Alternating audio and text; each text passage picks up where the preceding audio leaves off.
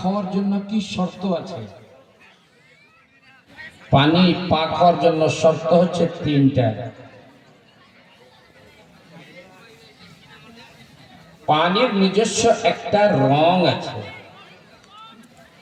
পানির নিজস্ব একটা টেস্ট আছে, পানির নিজস্ব একটা গন্ধ আছে, বু আছে।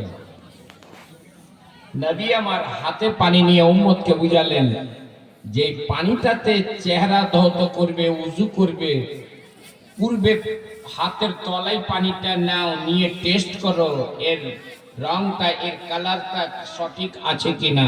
জোরে বলুন সুবহানাল্লাহ। পানিটা যখন হাতের তলায় নিলেন, টলটল করছে, ওকে, এই ওকের জন্য হাত ধৌত করা থাকলো দুটো, টেস্ট আছে কিনা ঠিক। নবী আমার বললেন কুল্লি করো, সুবহানাল্লাহ। যখন কথা বললেন, জিহ্বাকে পানিটা দিলেন, ও বড় টেস্টার, সুবহানাল্লাহ। জিহ্বা বলছে ওকে। নবী বললেন 3 বার নাকে পানি নাও, কারণ ও সুঙ্ঘে বলবে। যখনই নাকে দিলেন, গন্ধ, দুর্গন্ধ, সুগন্ধ, ये फैसला देবে, फैसला করবে। प्यारे हाजिरी, পানির পবিত্রতা পরীক্ষার্থে রাসূল পাক সাহেবে লাউলাক জনাবি মুহাম্মদুর রাসূলুল্লাহ সাল্লাল্লাহু তাআলা আলাইহি ওয়াসাল্লাম এই তিনটা পরীক্ষা রাখলেন। এই তিনটা সুন্নাত, তিনটা বাদ দিয়ে দেন, আপনি কি করে জানবেন এটা কেমন পানি আছে? তো আগে সুন্নাত ছাড়া ফরজে যেতে পারবেন না? কি পারবেন? নামাজ পড়তে হবে, নামাজ পড়তে হবে। কেমন করে পড়বেন? জি, যতক্ষণ পর্যন্ত রাসূলুল্লাহর দিকে না তাকাবেন, যতক্ষণ রাসূলুল্লাহর দাঁড়ানো না দেখবেন, যতক্ষণ রাসূলুল্লাহ রুকু করা না দেখবেন, যতক্ষণ সাজদা করা না দেখবেন, তাহলে তো নামাজ পড়তে কি করা হয় কি করে বুঝবেন? তো নবী ছাড়া আল্লাহ পাওয়া যাবে না, পাওয়া যাবে না, পাওয়া যাবে না। তাই খোদার সন্ধান দেওয়ার জন্য রাসূল পাক সাহেবে লাউলাক জনাবে মুহাম্মদুর রাসূলুল্লাহ সাল্লাল্লাহু তাআলা এলেন। শুধু আমরাই বলি না, হুতার মিন্দ্র মহাশৃন্দ্রা আল্লাহ জ্যেষ্ঠং শ্রেষ্ঠং পারমাং পুরুণাং ব্রাহ্মণম আল্লাম আদাল্লাং বুকমেকং আল্লাহ বুকং নির্খাতকম আল্লাহ রাসূল মুহাম্মাদারা কং বারাসাল্লাহ আল্লাহ। জোরে বলা যাবে না? সুবহানাল্লাহ। আল্লাহ উপনিষদ বেদের এই অংশটি বলতেছে, মিস্টার বলে বলতেছে, আমি মহাইন্দ্র, আমি আল্লাহ। ঈশ্বর বলছে, বেদ ঈশ্বর বলছে। হুতার মিন্দ্র মহাশৃন্দ্র, আমি মহা ইন্দ্র, আমি জ্যেষ্ঠ শ্রেষ্ঠ পরম পূর্ণ ব্রহ্ম, আমি আল্লাহ। আল্লাহ রাসূল মুহাম্মদ সাল্লাল্লাহু আলাইহি ওয়াসাল্লাম আল্লাহর প্রেরিত নির্বাচিত রাসূল। জোরে বলুন সুবহানাল্লাহ, আরে জোরে বলুন সুবহানাল্লাহ। मस्जिद को शहीद करने वाले कान खोल कर सुनो, ये तेरा कुरान कहता है, ये तेरी वेद कहती है, ये तेरा आदमी बोल रहा है। अल्लाह रसूल मुहम्मद सल्लल्लाहु अलैहि वसल्लम अल्लाहर प्रेरित निर्वाचित रसूल। कंबर्ष জগতে উনার সমতুল্য আর কে আছে? কাংবর্ষ, জগতে উনার সমতুল্য আর কে আছে? আছে কেউ? কেউ আছে? আর কেউ কেউ নেই। একটাই দল দাঁড়াবে ওয়াহাবি, বলে না না না না, হ্যাঁ, বড় ভাইয়ের মতো। জি, বাকি কেউ দাঁড়াবে না। এ দাবি শুধু ওরাই করে, বড় ভাইয়ের মতো, নিজের মতো। কিন্তু কুরআন তো কুরআন, হাদিস তো হাদিস। পুরাণ পর্যন্ত বলছে কান বায়াচ্ছ, ওই মহাপুরুষ মুহাম্মদ সাল্লাল্লাহু আলাইহি সাল্লামের সমতুল্য আর কি আছে? অর্থাৎ জগতে কেউ নাই, জগতে কেউ নাই। অথর্ববেদ উপনিষদে বলছে আল্লাহ রাসূল মুহাম্মদ রাহ কাম বারশ ইল্লাল্লাতি ইল্লাল্লাহ।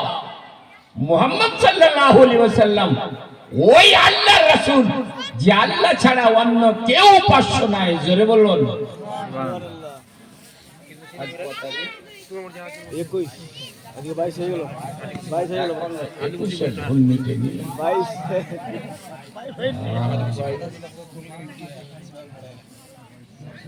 দিনেও কান খালো রাখবা, যেহেতু 22 বেশ বেশ বেশ জরুরি। আজ 22, 36 বছরের মনস্কামনা আজ পূর্ণ হচ্ছে ওদের। জি, জ্ঞান আছে তো? বাবা, আমাদেরকে বলার অধিকার নাই। ওরা হত্যা করে দিলে কোনো কথা নাই, আমরা আহা করলে পারে বিরাট বড়। তো যাই হোক, শুধুই দেখুন, শুধুই তাকান, কি স্পষ্ট ভাষায় মন আল্লাহ এবং রাসূলুল্লাহ সন্ধান দিলেন। ইহা সত্য,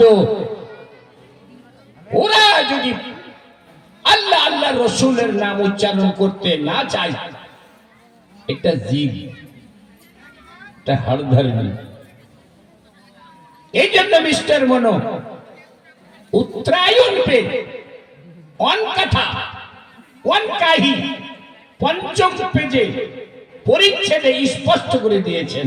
শুনিয়ে দেব, শোনাবো? মা বোনরা বোধহয় পালিয়ে যাবে। এদেরকে আধ ঘন্টা শোনাবো, আপনাদেরকে 1 ঘন্টা শোনাবো, এদেরকে আধ ঘন্টা দেব।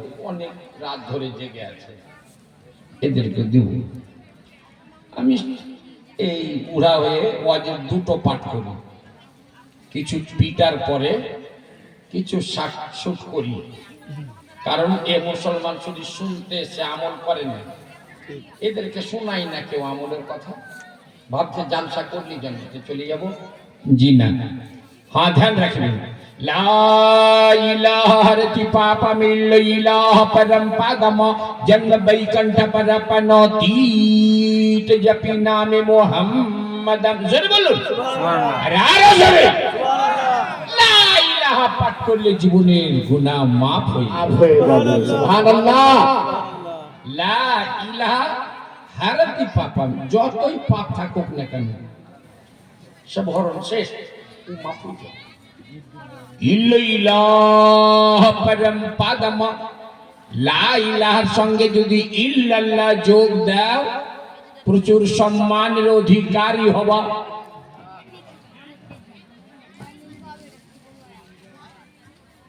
আগে বলছে জন্ম বৈকণ্ঠ পরপনতীত জপি নামে মুহাম্মদম, চিরতরে সদা সর্বদা স্বর্গ ভিতরে জান্নাতের মধ্যে যদি থাকতে চাও, অনতীত জপি নামে মুহাম্মদম, দেব দেবীর নাম নিলে হবে না, মহাদেবের গাইলে হবে না, ঈশ্বর ঈশ্বরের পাঠ পড়লে হবে না,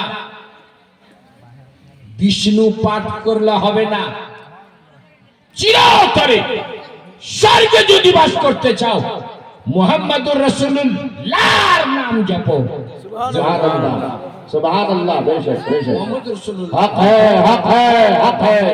नारे तकबीर। লিখিত আছে, কথিত আছে, ব্রাহ্মণ পরিবারে যখন কোনো ব্যক্তি মরণামুখী হয়, মৃত্যুর পূর্ব মুহূর্তে ঘর থেকে বের করে মুক্ত আকাশতলায় তুলসী তলায় নিয়ে যায় আর কানে কানে পাঠ করে, ওই মরণামুখী ব্যক্তি যে লোক মরছে আর কি বাঁচবে না। তো ব্রাহ্মণরা তুলসী তলে নিয়ে গিয়ে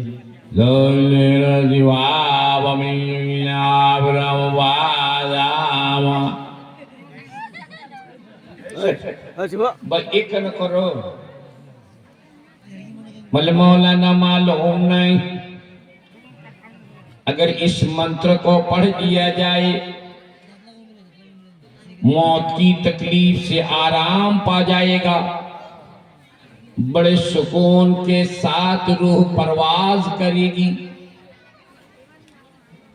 आला इल्लीन में जगह पाएगा, स्वर्ग में जाएगा। কথাটা তো ভালোই বললো। নবী আমার বলেছেন মান ক্বালা লা ইলাহা ইল্লাল্লাহ ফাদাখালাল জান্নাহ, যদি লা ইলাহা ইল্লাল্লাহ মুহাম্মাদুর রাসূলুল্লাহ পড়ে কেউ মরে যায়, কোন আমল করার সুযোগ পেল না, মুসলমান হলো, লা ইলাহা ইল্লাল্লাহ মুহাম্মাদুর রাসূলুল্লাহ পড়লো, সময় পেল না, মারা গেল, নবী বলতেছেন ও জান্নাতি। সুবহানাল্লাহ, সুবহানাল্লাহ। ইমানের উপরে খাতমা বিল খায়র হলো ও জান্নাতি।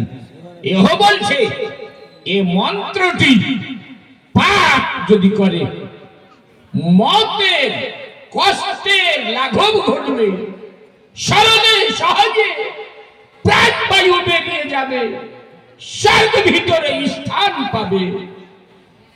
ও তাহলে এটা সবার কানে পড়া উচিত ছিল না? জি।